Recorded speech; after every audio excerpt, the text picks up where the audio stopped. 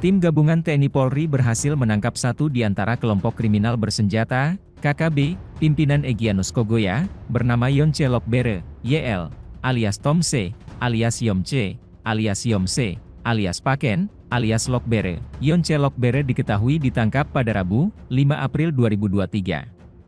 YL lahir pada 1 Desember 1991 di Kampung Ardeak, Distrik Kenyam, Kabupaten Enduga, Papua Pegunungan. Kasatgas Gakum Damai Kartens, Kombes Pol I Gusti Gede Era Adhinata mengatakan, tersangka YL terlibat dalam beberapa aksi kejahatan antara lain, pada tahun 2021 pembakaran Camp Dolarosa.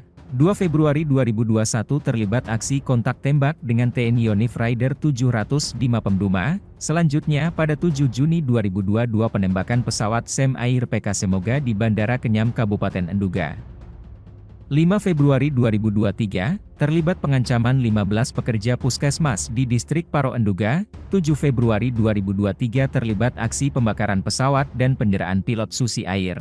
Mengutip tribunpapua.com, Era di Polres Pelayanan Timika, pada Senin, 10 April 2023, mengatakan, dengan diamankannya YL, tentunya bisa mengurangi aksi yang akan lebih sporadis dari kelompok KKB pimpinan Egyanus Kogoya itu, lanjut Era. Selain menangkap YL, pihaknya juga berhasil mengamankan senjata api dan ratusan butir amunisi serta sejumlah barang bukti lainnya di markas KKB di Kali Simal, Kabupaten Enduga. Berikut barang bukti yang berhasil ditemukan dan diamankan oleh tim gabungan TNI Polri Ops Damai Kartens 2023 yaitu, 1 pucuk senpi panjang AR-15, 1 pucuk GLM, 1 pucuk senpi pendek FN, 3 buah magazine senpo pendek jenis HS-9, 1 pucuk senapan angin. Selanjutnya, 1 buah peluru GLM, amunisi 5,56 berjumlah 360 butir, 14 buah magazine senpi panjang, 5 buah HT ICOM, 4 buah cas HT, 1 unit laptop, uang tunai Rp620.000, 1 unit teropong, 1 buah kamera Canon, 3 buah teleskop, 1 buah radio SSB.